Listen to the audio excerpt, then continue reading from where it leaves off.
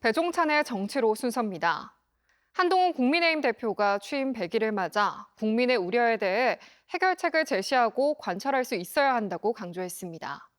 특별 감찰관 도입에 대해 어떤 결론이 나올지 관심이 쏠리고 있는 가운데 11월 10일 윤석열 대통령이 임기 반환점을 맞게 됩니다. 황상영 기자가 배종찬 인사이트K 소장과 함께 관련 소식 분석해드립니다.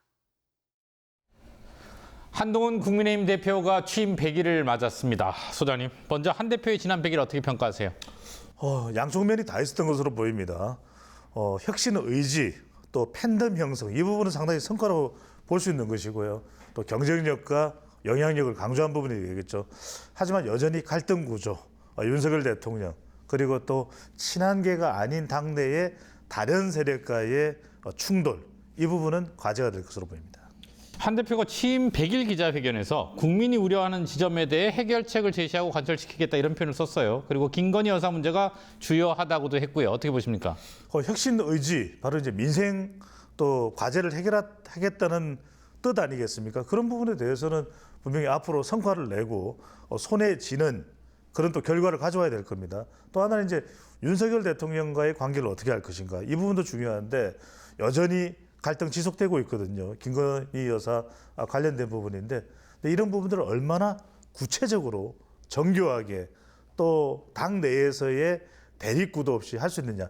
앞으로 중요한 것은 지금까지는 의지였다면 앞으로는 얼마나 노련하게 또 정교하게 풀어내느냐가 핵심이 될 것으로 보입니다. 네, 그런 차원에서 당장 특별감찰관 자발적 주체적으로 추진해야 한다고 강조를 했어요. 한 대표는.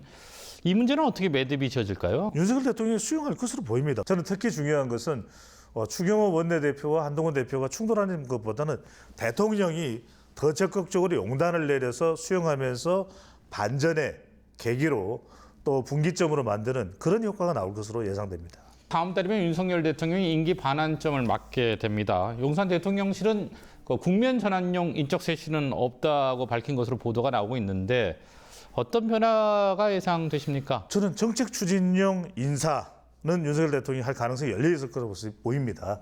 대통령 지지율 분명히 끌어올려야 됩니다. 임기가 절반 이상 남아있기 때문에 그것을 해낼 수 있는 능력이 있는 또 전문가들로 또 한 번 구성이 될 것이고, 또 오랫동안 윤석열 대통령과 호흡을 맞춰왔던 용산 또 비서진들은 또 다른 방향을 또 모색할 수 있는 또 길이 필요하기 때문에 그런 효율적인 또 효능적인 전환이 이루어질 것으로 예상됩니다.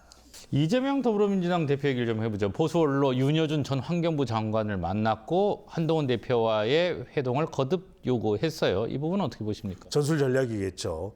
11월 재판 1심 선고를 앞두고 있는 이재명 대표로서도 반전이 필요합니다. 김종인 전 위원장, 또 윤여준 전 장관을 만남으로써 외연 확장, 또 중도 전략, 중도 외연 전략이 될 수가 있거든요. 그리고 또 한동훈 대표와 만나면서 여야 대표회담을 오히려 또 주도하는 또 지도자로서의 모습도 강조할 수 있는 부분인데, 말 그대로 진정성이 있는 평가를 받을 수 있는 그런 이재명 대표의 행보, 이 부분도 요구될 것으로 보입니다.